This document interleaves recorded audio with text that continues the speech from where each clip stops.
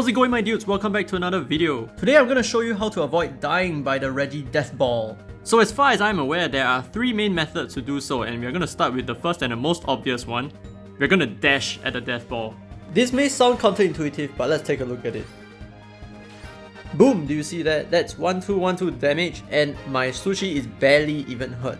And the reason why this works is because, as you can see, there is a word guard below the damage. You may have realized the word guard before, but you don't know how that happens, okay? So whenever you dash towards enemy projectiles, no matter what it is, you will be guarding it and you will be mitigating a huge chunk of damage over here. So if you're going to play the game manually, this strategy extends to more than just the Reggie Death Ball. It extends to all kinds of difficult content in this game.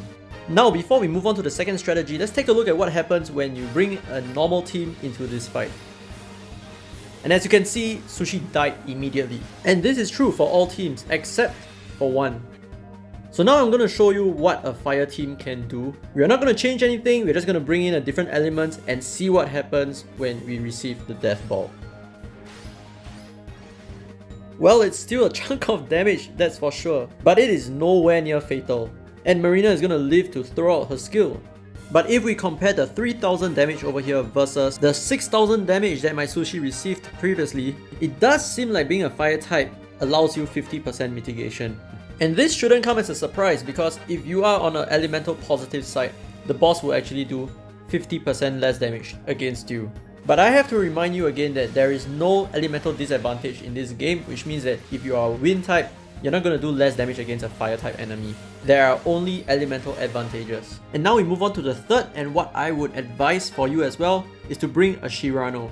Shirano is the water unit in the middle, and she specializes in not only boosting everyone's skill gauge but also granting invincibility to every single party at the beginning.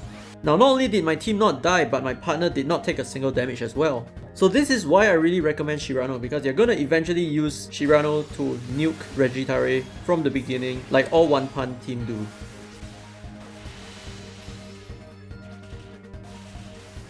So there you go, these are 3 different ways for you to handle Regitare's Death Ball, especially if you're new to the game and you don't really know why are you dying so quickly at the start. So if this video has been helpful in any way, don't forget to leave a thumbs up on the video, it really helps the channel. Drop a comment down below if you have any questions. And as always, this has been Free to Play by the way, and I'll see you in the next video. And oh yeah, I forgot, you can't break Regitare.